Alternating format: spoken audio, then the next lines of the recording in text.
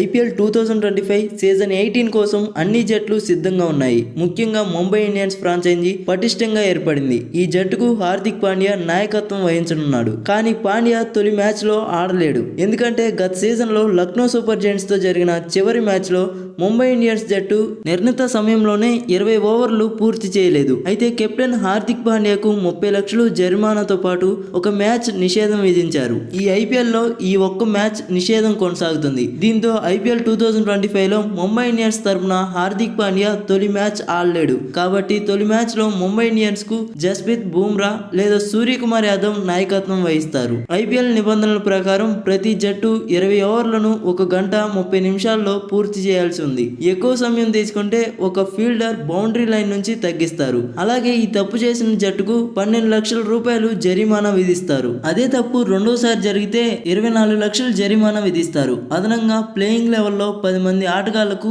ఒక్కొక్కరికి 6 లక్షలు లేదా మ్యాచ్ ఫీజులో 25% జరిమానా విధిస్తారు. మూడోసారి కూడా ఇదే రిపీట్ అయితే జట్టు కెప్టెన్ కు 30 లక్షల జరిమానా విధిస్తారు. ఇది కాకుండా 3 సార్లు ఇలా చేస్తే కెప్టెన్ ఒక మ్యాచ్ నిషేధిస్తారు. అదే విధంగా ప్లేయింగ్ లెవెల్లో 10 మంది ఆటగాళ్లకు ఒక్కొక్కరికి 12 లక్షలు జరిమానా విధిస్తారు. లేదా మ్యాచ్ ఫీజులో 50% జరిమానా చెల్లించాల్సి ఉంటుంది. దీని ప్రకారం గత సీజన్ లో లక్నో సూపర్ జైంట్స్ పైన 2 సార్లు, పంజాబ్ కింగ్స్ తో జరిగిన మ్యాచ్ లో స్లో ఓవర్ రేట్ పొరపాటు చేసిన Mumbai Indians captain Hardik Pandya IPL 2025 మొదటి మ్యాచ్ నుంచి నిషేధానికి గురయ్యాడు.